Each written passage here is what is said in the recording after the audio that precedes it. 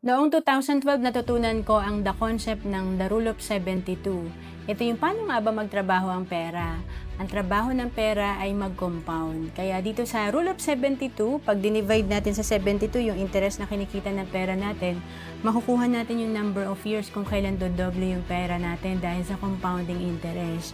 Kaya sa sample natin, kung tayo ay nagsisave sa savings na halimbawa kumikita ng 0.25%, 72 divide by 0.25%, 288 years ang aantayin natin para dumoble yung pera natin kasi maliit lang ang interest. Kaya mabagal mag-compound ang pera natin. Kaya advantage talaga pag marunong tayong mag-invest. Kagaya dito sa sample natin, kung nagsisave ka lang sa 0.25% ang interest ng 10,000 per month, after 20 years, ito ay nasa 2.46 million lang.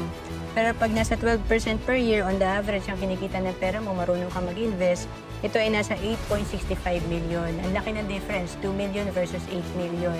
At kung naghahanap ka kung saan ka pwede magsimula mag-invest, pwede ka sa Kaiser na sinimulan ko rin noong 2012 kasi tatlo na yung meron ka dito. Investment, healthcare, at life insurance. To know more about Kaiser, message mo lang ako sa FB, Roan Celis Capistrano.